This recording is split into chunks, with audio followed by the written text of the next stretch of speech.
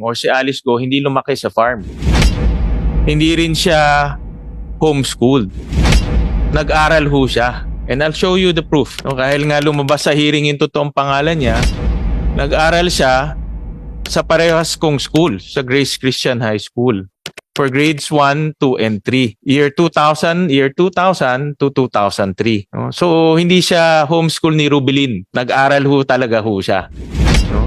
And nung natatandaan ko, sa school ho namin walang farm ho doon. Puro building ho. Ito yung kanyang school records. Next is will be the, in-attach ho kasi pag nag-enroll ka, meron kang mga, i-attach mo yung alien certificate of registration mo at lumalabas yung alien certificate of registration niya match doon sa alien certificate of registration na hawak ng Bureau of Immigration. And in that enrollment document, interestingly, meron ding birth certificate galing sa China.